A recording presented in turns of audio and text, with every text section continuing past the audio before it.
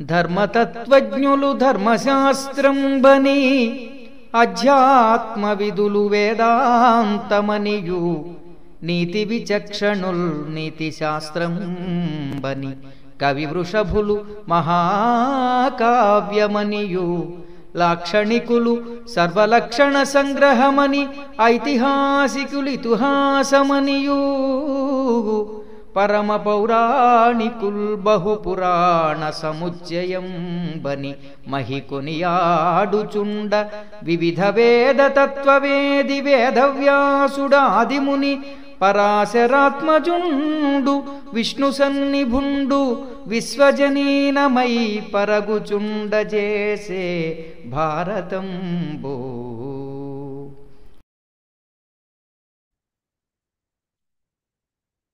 శ్రీ గురుభ్యో నమః. వ్యాస విరచిత శ్రీమన్ మహాభారతంలో సభాపర్వంలో నేడు మనం 4వ అధ్యాయాన్ని ప్రవచించుకుంటున్నాం. ఇందులో మయాసురుడు అర్జునుడికి దివ్యమైనటువంటి రథాన్ని, అద్భుతమైనటువంటి ధ్వజాన్ని ఇచ్చి ధర్మరాజు యొక్క అనుమతి తీసుకుని మయాసురుడు వెళ్ళిపోవటం జరిగింది. మయుడు వెళ్ళిపోయిన తర్వాత ఒక మంచి శుభముహూర్తంలో ధర్మరాజు ఆ సభలో ప్రవేశిస్తున్నాడు. ఆ సభలో ప్రవేశిస్తూ అక్కడ చేయవలసినటువంటి దానాలు, గౌరవించవలసినటువంటి వాళ్ళని గౌరవించడము, ఇట్లాంటివన్నీ చేస్తున్నాడు. ఆ సభలో ఎవరున్నారు అనేటువంటిది ఈ అధ్యాయంలో చెప్పడం జరిగింది. నిన్నటి ప్రవచనంలో ఎటువంటి మహర్షులు అక్కడ వేయించేసి ఉన్నారు అనేది మనం చెప్పుకున్నాం. ఈరోజు ఎటువంటి మహారాజులు ఎవరెవరు వచ్చి అక్కడ ఆసీనులై ఉన్నారు, ధర్మరాజుని ఎలా సేవిస్తున్నారు అనేటువంటిదంతా కూడా ఈరోజు చెప్పుకోబోయే శ్లోకాలను వింటాం. ముందుగా దైవస్మరణ చేసుకుని మనం ప్రారంభించుకుందాం. ఓం శుక్లాంబరధరం విష్ణుం శశివర్ణం చతుర్భుజం ప్రసన్నవదనం ధ్యాయేత్ సర్వవిఘ్నోపశాంతయే. వ్యాసం వసిష్ఠనప్తారం శక్తేః పౌత్రమకల్మషం పరాశరాత్మజం వందే సుఖతాతం తపోనిధిం. వ్యాసాయ విష్ణురూపాయ వ్యాసరూపాయ విష్ణవే నమో వై బ్రహ్మనిధయే వాసిష్ఠాయ నమో నమః. నారాయణం నమస్కృత్య నరం చైవ నరోత్తమం దేవీం సరస్వతీం వ్యాసం తతో జయముదీరయేత్.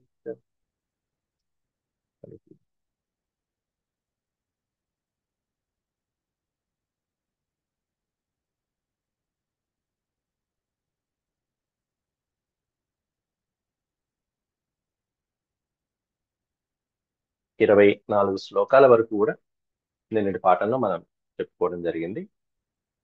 దాంట్లో మునయో ధర్మ విద్వాంసో ధృతాత్మానో జితేంద్రియా ధృత ఆత్మాన. ఆత్మని పట్టుకున్నటువంటి వాళ్ళు, జితేంద్రులైనటువంటి వాళ్ళు, ధర్మంలో విద్వాంసులైనటువంటి వాళ్ళు, ధర్మ నిపుణులైనటువంటి వాళ్ళు, ఎంతో మంది మునయ, ఎంతో మంది మునులు. ఈ పైన చెప్పినటువంటి వాళ్ళే కాకుండా ఏతే చాన్యే చ బహవో వేద వేదాంగ పారగా ఉపాసతే మహాత్మానం సభాయాం ఋషి సత్తమా. ఇంతవరకు అయింది మనకి నిన్నటి పాఠం.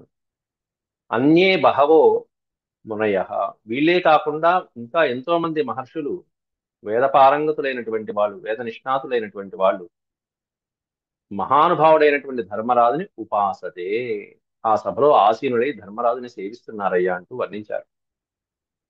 అంతేకాకుండా వైశంపాయనుడు జనమేజయుల వారికి ఆ సభలో ఉన్నటువంటి రాజుల యొక్క వివరాలు కూడా ఇస్తున్నారు. కథయంత కథా పుణ్యా ధర్మజ్ఞా సుచయోమలా.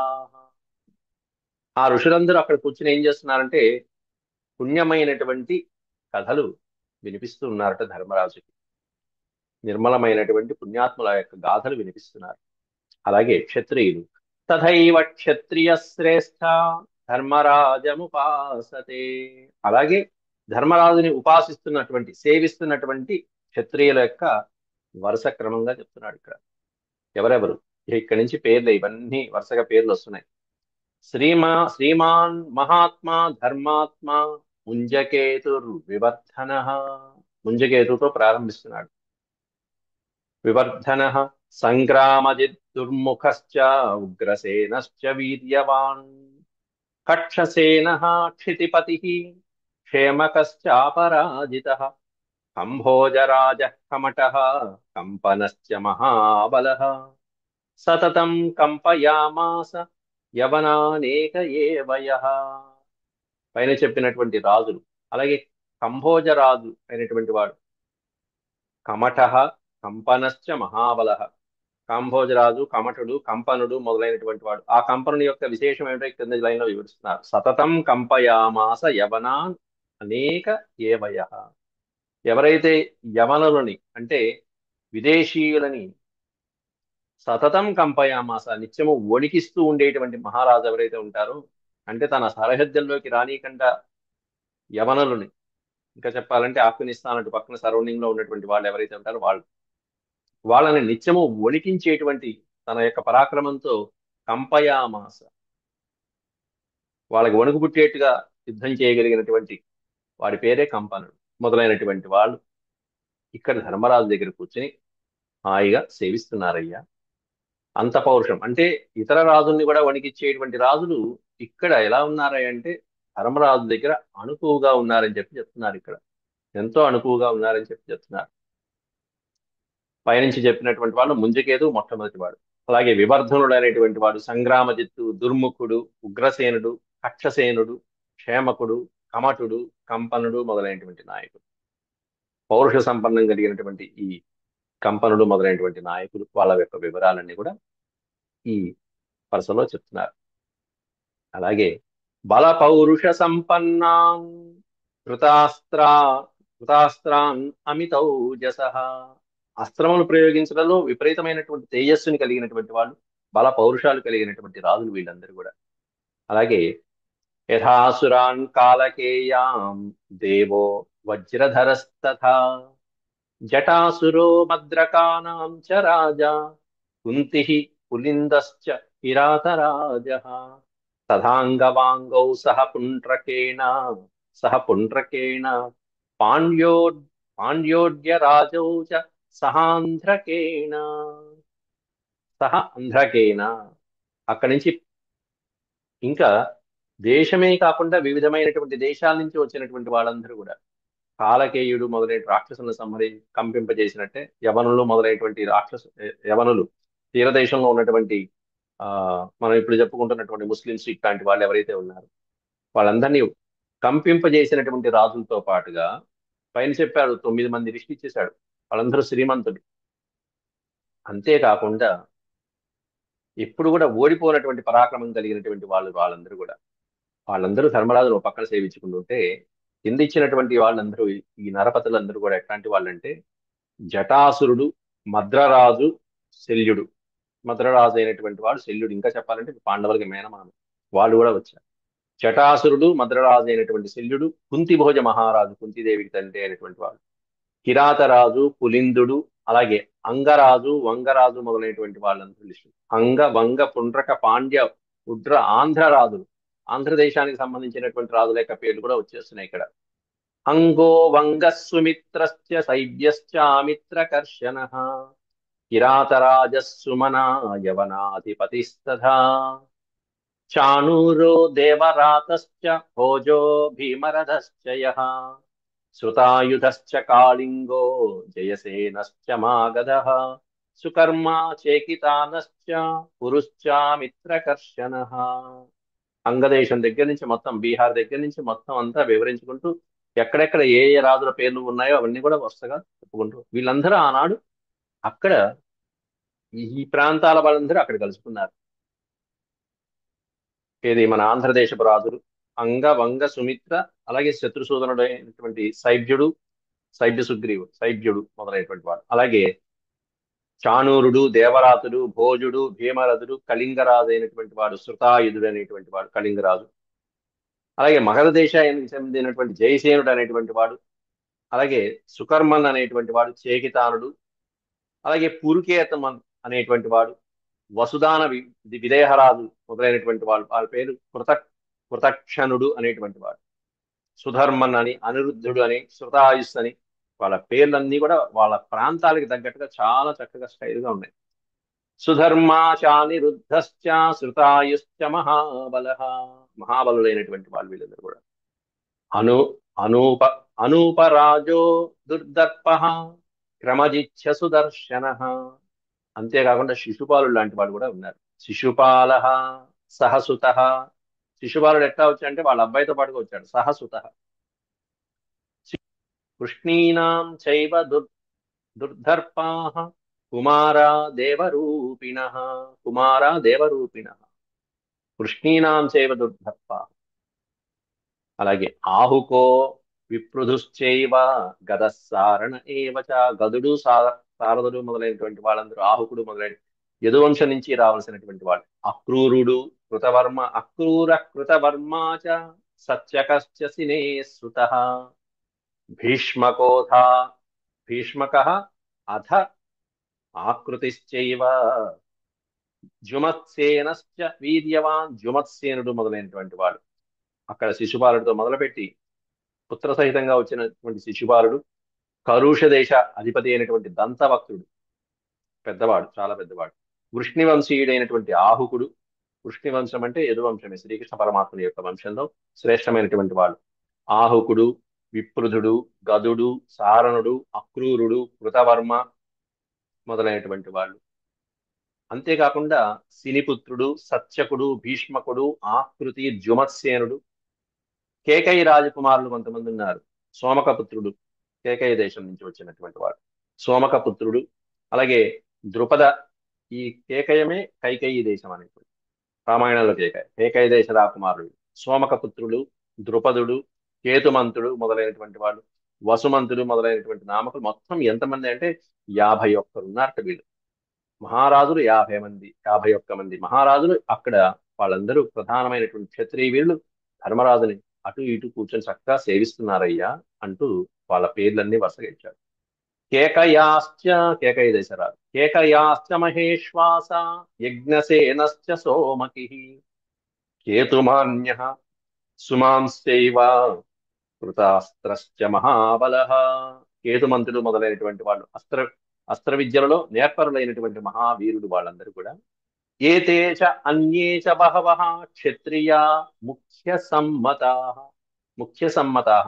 ముఖ్యమైనటువంటి క్షత్రియ వీరులందరూ కూడా ధర్మరాజుని సేవిస్తున్నారు. వీళ్ళందరూ కూడా ఇంకా చెప్పాలంటే మహాభారత యుద్ధం సమయం వచ్చేటప్పటికి కొంతమంది కౌరవుల పక్షంలో, కొంతమంది పాండవ పక్షంలో అటు ఇటుగా చేరిపోయారు. ఇరు పక్షాల్లోకి వచ్చేస్తారు. అట్లాంటిది ఓ పక్కన అంతమంది మహర్షులు ఉన్నారు, ఇటు పక్కన దేవర్షులు ఉన్నారు, నారదులు లాంటి దేవర్షులు ఉన్నారు, ఇంతమంది రాజులు ఈ కాండవ ప్రస్థంలో, ఇంద్రప్రస్థంలో ధర్మరాజుని సేవిస్తున్నారంటే ఇదంతా తర్వాత జరగబోయేటువంటి దుర్యోధనుడికి అసూయ కలగటానికి కారణంగా మనకు కనిపిస్తూ ఉంటాయి తర్వాత. వీళ్లే కాకుండా అర్జునుడి దగ్గర ప్రత్యేకంగా శిక్షణ పొందుతున్నటువంటి వివిధ రాష్ట్రాల, వివిధ దేశాల నుంచి వస్తున్న రాకుమారులు ఉన్నారు. వీళ్ళందరూ అర్జునుడి దగ్గర ట్రైనింగ్ అవుతున్నారు. ఎవరయ్యా అంటే అర్జునం ఏ సంశ్రిత్య రాజపుత్ర మహాబలులైనటువంటి ఎంతో మంది రాజకుమారులు. అప్పటికే అర్జునుడి పేరు మారుమోగిపోయింది. సూపర్ గురువు, ఎక్సలెంట్ గురువు. కాబట్టి అర్జునం ఏ సంశ్రిత్య, ఎవరైతే అర్జునుని ఆశ్రయించి రాజపుత్రుడు అశిక్షంత ధనుర్వేదం కౌరవాజిన వాససః. ధనుర్వేదాన్ని నేర్చుకుంటున్నారట వాళ్ళందరూ కూడా అర్జునుడి దగ్గర. ఎట్లా అంటే రౌరవాజిన వాససః. వల్కలాలు ధరించి, లేకపోతే మృగ చర్మాలు ధరించి మొదలైనటువంటివన్నీ. రౌరవ అజిన వాససః. వాససము అనే పదానికి అర్థం వస్త్రములు. అజిన వాససః పలకలాలు ధరించడము, లేకపోతే మృగ చర్మాలు ధరించడం. చక్కగా బ్రహ్మచారులు ఏ విధంగా ఉండాలో అటువంటి నియమాలతో అర్జునుడి దగ్గర శిక్షణ పొందుతున్నటువంటి వాళ్ళు ఎవరైతే ఉన్నారో వాళ్ళందరూ వచ్చారట. తత్రైవ శిక్షితారాం కుమారా వృష్ణినందన. అక్కడే వృష్ణినందనుడు, వృష్ణి వంశీయంలో ఉన్నటువంటి వాళ్ళందరూ ఎవరైతే ఉన్నారో వాళ్ళందరూ ఆ రాకుమారులు కూడా తత్రైవ శిక్షిత, అర్జునుడి దగ్గరే శిక్షణ పొందుతున్నారు. అప్పటికే మనం చెప్పుకున్నాం, అభిమన్యుడు శిక్షణ పొందుకున్నాడు. అలాగే ఉప పాండవులు కూడా నేర్చుకున్నారు అర్జునుడి దగ్గర. ఎవరున్నారు ఈ వృష్ణి వంశంలో వీరులు ఎవరెవరు ఉన్నారో కింద మళ్ళీ వాళ్ళ పేర్లు ఇస్తున్నాడు. రౌక్మిణీయశ్చ సాంబశ్చ యుయుధానశ్చ సాత్యకిః సుధర్మాచానిరుద్ధశ్చ శైవ్యశ్చ నరపుంగవః ఏతే చాన్యే చ బహవో రాజాన పృథివీపతే ధనంజయ సఖా చాత్ర నిత్యమాస్తే స్మ తుంబురః. అర్జునుడి దగ్గర చక్కగా విద్య నేర్చుకుంటున్నటువంటి వాళ్ళల్లో ప్రధానమైన వృష్ణివంశ రాజులు ఎవరైతే ఉన్నారో రాకుమారులే వాళ్ళందరూ కూడా. వాళ్ళల్లో ప్రధానమైనటువంటి వాడు రుక్మిణీపుత్రుడైనటువంటి ప్రద్యుమ్నుడు ఉన్నాడు. ఆయన్నే రౌక్మిణీయ అంటారు. రుక్మిణీపుత్రుడిని రౌక్మిణీయ ప్రద్యుమ్నుడు ఆయన పేరు. అలాగే జాంబవతి పుత్రుడైనటువంటి సాంబుడు ఉన్నాడు. శ్రీకృష్ణ పరమాత్ముడి యొక్క భార్య జాంబవతి, ఆ ఆయన యొక్క కుమారుడు సాంబుడు. అలాగే సత్యక పుత్రుడైనటువంటి వాడు సాత్యకి, ఆయన కుమారుడైనటువంటి యుధానుడు ఉన్నాడు. సాత్యకి కుమారుడు యుధానుడు. అలాగే సుధర్మన్ అని, అనిరుద్ధుడని, శైబ్యుడని ఇటువంటి పేర్లు కలిగినటువంటి 6 ప్రధానమైనటువంటి వృష్ణివంశ రాకుమారులు. వీళ్లే కాకుండా అని ఇచ్చేశాడు అక్కడ కింద. అనేక మంది రాజులు ఈ సభాభవనంలో కూర్చుని ఉండి ఏతే చాన్యే బహవో రాజాన, వీళ్ళందరూ ధర్మరాజుని సేవిస్తున్నారయ్యా, నిత్యము సేవిస్తున్నారంటూ ఇచ్చేశాడు. ఎంతో మంది కూర్చుని ఉన్నారు ఆ సభలో. అర్జునుడికి మిత్రుడైనటువంటి వాడు ఎవరంటే తుంబురుడు అనేటువంటి గంధర్వుడు కూడా ఆ సభలో ఉన్నాడని చెప్తున్నారు అక్కడ. తుంబురుడు అర్జునుడికి గంధర్వుడు. ధనంజయ సఖాన, సఖుడు అంటే స్నేహితుడు. నిత్యమాస్తే స్మ తుంబురుడు అనేటువంటి గంధర్వుడు, ఆయన అక్కడ ఉండటం జరిగింది. ఉపాసతే మహాత్మానమాసీనం 27. ఆత్మానం 27 నెంబర్ ఇచ్చేశారు అక్కడ, ఒక సంఖ్య ఇచ్చారు. 27 అంటే 27. ఇట్లా ఆ సభలో విరాజమానుడై ఉన్నటువంటి వాళ్ళల్లో అటు రాజులున్నారు, మహర్షులున్నారు, మంత్రులతో పాటుగా 27 చిత్రసేనాది గంధర్వులు ఎవరైతే ఉన్నారో, ప్రసిద్ధమైనటువంటి గంధర్వులు, దాంట్లో చిత్రసేనుడు రాజు వాళ్ళందరికీ. అలాగే తుంబురుడు అనేటువంటి వాడు స్నేహితుడు. అట్లాంటి గంధర్వులు, అప్సరసులు మొదలైనటువంటి వాళ్ళందరూ ఈ సభలో కూర్చుని అర్జునుని సేవిస్తున్నారయ్యా. వాళ్ళందరూ ఏం చేస్తుంటారు ఖాళీగా కూర్చుని? కాబట్టి వచ్చినటువంటి వాళ్ళు వాళ్ళ వాళ్ళ యొక్క కళలు అంటే గంధర్వులు గానంలో నిష్ణాతులైనటువంటి వాళ్ళు ఎవరైతే ఉన్నారో వాళ్ళు గానం చేస్తూ ఉంటే, అప్సరసులు మొదలైనటువంటి వాళ్ళు గీత వాయిద్యాలు, నృత్తము మొదలైనటువంటి నాట్యాదులు మొదలైనటువంటివన్నీ చేస్తూ సేవిస్తున్నారంటూ ముగిస్తున్నాడు ఈ అధ్యాయాన్ని. చిత్రసేన సహామాత్యో గంధర్వాప్సరసస్తథా. చిత్రసేనుడు అనేటువంటి గంధర్వుడు ఇతను ఎక్కడ పరిచయం అయ్యాడు అంటే, అక్కడ మొట్టమొదట్లో గంగా తీరంలో పాండవులు అలా సంచరిస్తూ ఉన్నప్పుడు ఈ గంధర్వుడు పరిచయమే అర్జునుడికి. ఫస్ట్ అవమానిస్తాడు, తర్వాత ఓడించలేని నేను తెలుసుకుని చెప్పి స్నేహం చేస్తాడు. మీకు ఒక పురోహితుడు ధౌమ్యుడు ఉంటే మంచిదని చెప్పి సలహా ఇచ్చినటువంటి వాడు చిత్రసేనుడు. అట్లాంటి వాడు అతడు తన యొక్క అమాత్యులతో పాటుగా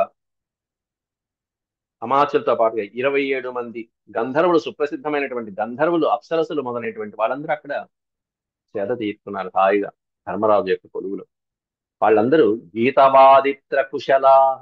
కుశలాహ అంటే నేర్పరులైనటువంటి వాళ్ళు. దేంట్లో నేర్పరులు వీళ్ళందరూ అంటే గీతవాదిత్రం, చక్కగా మంచిగా పాడటంలో, కీర్తనలో, ఆలాపన చేయటంలో, చక్కటి వాయిద్యాలు వాయించడంలో కుశలులైనటువంటి వాళ్ళు. సాయం తాళ విశారదాహ, చక్కటి తాళాలు వేస్తూ వాటికి తగ్గట్టుగా నాట్యము, నృత్యము మొదలైనటువంటివన్నీ చేయటంలో విశారదులైనటువంటి వాళ్ళు, నిష్ణాతులు. ప్రమాణోధలయే స్థానే కిన్నరా కృత నిశ్రమా. ప్రమాణోధలయే స్థానే కిన్నరులు, కింపరుషులు మొదలైనటువంటి వాళ్ళు కూడా అక్కడ కృత నిశ్రమా ఆ స్థానంలో, ఆ సభలో ఉన్నారట. వీళ్ళందరూ కూడా సంచోదితాస్తుంబురుగణ గంధర్వ సహితాస్తదా గాయంతి దివ్యతానైస్తే యథా న్యాయం మనస్వినః. వీళ్ళందరూ గాయంతి, చక్కగా వాళ్ళందరూ కూడా ఏ విధంగా దేంట్లో కుశలలో ఆ గీత వాయిద్యములందు కుశలమైనటువంటి వాళ్ళు, వాళ్ళ సంగీతము, నృత్యము, గీతము, వాద్యము ఇట్లాంటివన్నీ కూడా ఉంటాయి. వాటిని వాదిస్తూ అటు ధర్మరాజాదులను, పాండవుల్ని, వీళ్ళని మైమరిపింపజేస్తూ ఉన్నారు. కిన్నెరులు తుంబురుని ఆజ్ఞ చేత, తుంబురుడు అక్కడ ఉన్నాడు, ఆ తుంబురుడి యొక్క ఆజ్ఞ చేత మిగతా ఇతర గంధర్వులతో పాటుగా చక్కటి దివ్య తానము, తానము అంటే తన్నకారము, దాన్ని తానం అంటాం. తన్నకారము అంటే తాతో మొదలయ్యేటువంటి తానం, మొదలైనటువంటి విధంగా చేసేటువంటి పాటలు ఏవైతే ఉంటాయో వాటిని పాడుతూ పాండవులకి, అక్కడ మహర్షులకి, అక్కడ ఇచ్చేసినటువంటి రాజులందరికీ కూడా మనసుని ఆహ్లాదపరుస్తూ ధర్మరాజుని సేవిస్తున్నారు వాళ్ళందరూ కూడా. ఇది అత్యద్భుతమైనటువంటి దివ్య సభలాగా ప్రకాశిస్తున్నది అంటూ పాండుపుత్రాన్ ఋషీశ్చైవ రమయంత ఉపాసతే. పాండుపుత్రులైనటువంటి ఆ పంచపాండవుల ఐదుగురిని, అక్కడ ఉన్నటువంటి ఋషులని రమయంత ఉపాసతే, రమింపజేస్తూ గంధర్వాదులు చక్కగా సేవిస్తున్నారు పాండవులు. గంధర్వులే సేవిస్తున్నారంటే ఇక సామాన్యులకి, దుర్యోధనాలకి ఇంకా చెప్పేదే ఉంది. దుర్యోధనుడు మొదలైనటువంటి వాళ్ళు అసలు వీళ్ళ జోలికి కూడా రాలేదు, గంధర్వుల జోలికి కూడా రాలేదు. గంధర్వులే ధర్మరాజుని సేవిస్తున్నారంటే ధర్మరాజు యొక్క స్థాయి దుర్యోధనుడి కంటే ఎంత ఉన్నతమైనదో మనం అర్థం చేసుకుంటూ ఉండాలి. ఇంకా ముందు ముందు తర్వాత అర్జునుడు ఈ కాండవ ప్రశ్నలో మనం చెప్పుకున్నాం, అగ్నిదేవుడు లాంటి వాళ్ళకి సహాయం చేసి ఒక స్థాయి, ఒక మెట్టు ఎక్కేశాడు. ఇక ముందు ముందు పరమేశ్వరుడితో యుద్ధం చేయటము, పరమేశ్వరుని మెప్పించడం మొదలైనటువంటివన్నీ చేసి మరొక మెట్టు ఎక్కి అనేకమైనటువంటి అస్త్రాలు సంపాదిస్తూ ఉంటాడు. అప్పుడు ఇంకా స్థాయి పెరుగుతుంది. ఇక్కడ గంధర్వులతో స్నేహం ఎంత అత్యద్భుతమైనటువంటిదో పాండవులు. తస్యాం సభాయామాసీనాః సువ్రతాః సత్యసంగరాః. పాండుపుత్రుని అలా సేవిస్తున్నటువంటి వాళ్ళందరూ, ఆ సభలో ఉన్నటువంటి వాళ్ళందరూ సువ్రతాః సత్యసంగరాః, చక్కటి నియమాలతో ఉండేటువంటి వాళ్ళు, వ్రతాలను పాటించేటువంటి వాళ్ళు, ధర్మాన్ని ఆచరించే వాళ్ళు, సత్యసంగరాః సత్యనిష్ఠులైనటువంటి వాళ్ళు వాళ్ళందరూ కూడా. ఎలా ఉంది ఆ సభ అంటే, దివీవ దేవా బ్రహ్మాణం యుధిష్ఠిరముపాసతే. దివి ప్లస్ ఇవ బ్రహ్మాణం, దివీవ దేవా బ్రహ్మాణం యుధిష్ఠిరముపాసతే. బ్రహ్మదేవుణ్ణి, దివిలో ఉన్నటువంటి దేవతలందరూ బ్రహ్మదేవుణ్ణి ఉపాసించినట్టుగా ఇక్కడ ధర్మరాజుని మొత్తం ఈ సభలో కూర్చున్నటువంటి ఈ రాజులు, మహర్షులు, గంధర్వులు అలా సేవిస్తున్నారట. దేవతలు అక్కడ బ్రహ్మని సేవిస్తూ ఉంటే, ఇక్కడ వీళ్ళందరూ కూడా బ్రహ్మ లాంటి బ్రహ్మస్థానంలో కూర్చున్నటువంటి యుధిష్ఠిరుని సేవిస్తున్నారు. యుధిష్ఠిరముపాసతే అంటూ ఈ అధ్యాయాన్ని, 4వ అధ్యాయాన్ని 47 శ్లోకాలతో 11,414 శ్లోకాలు పూర్తి చేసుకున్నాం ఇప్పటికి. ఇది శ్రీమన్మహాభారతే సభాపర్వణి మంత్రపర్వణి చతుర్థోధ్యాయ సమాప్త. దీన్ని మంత్రపర్వం అంటారు. సభాపర్వంలో మంత్రపర్వం చతుర్థోధ్యాయం. ఇక ఇప్పుడు రాబోయేటువంటి అధ్యాయాల నుంచి ఒక 10 అధ్యాయాల వరకు కూడా అనేకమైనటువంటి సభల వర్ణన. నారద మహర్షి కుశల ప్రశ్నలు వేస్తూ ధర్మరాజుతో, ధర్మరాజా కుశలంగా ఉన్నావా? బాగుందయ్యా, నీ సభ చాలా బాగుంది. నీ సభతో సరితూగేటువంటి సభ మరెక్కడా లేదయ్యా భూమి మీద అంటూ, భూమి మీద నేను ఇంతవరకు ఇట్లాంటి సభ చూడలేదంటూ ఆతృత కలిగిస్తాడు, ఆనందాన్ని కలిగిస్తాడు. అప్పుడు ధర్మరాజు అడుగుతాడు, మీరు చూసిన సభల్ని వర్ణించండి, ఎక్కడెక్కడ ఏ ఏ సభలు చూశారు, ఎలా ఉన్నాయి, అవి ఎలా ఉన్నాయి అని అడిగితే వాటన్నిటికీ ఇక సభలో అనేకమైనటువంటి సభ వర్ణనలు చేసుకుంటూ వస్తాడు నారదుడు. ముందుగా ఆ సభల్ని వర్ణిస్తూ ధర్మరాజుకి బోధించవలసినటువంటి రాజనీతిని చెప్పడం అనేది ముఖ్యమైన ఉద్దేశం. ధర్మరాజుకి అనేకమైనటువంటి రాజనీతి విషయాలు బోధిస్తాడు. అవన్నీ ఏమిటో వచ్చే భాగంలో తెలుసుకుందాం. అంతవరకు సెలవు. ఓం శాంతి శాంతి శాంతి. యదక్షరపదభ్రష్టం మాత్రాహీనం చ యద్భవేత్ తత్సర్వం క్షమ్యతాం దేవనారాయణ నమోస్తుతే. సర్వం శ్రీకృష్ణార్పణమస్తు. ఓం నమో భగవతే వాసుదేవాయ. హరి ఓం.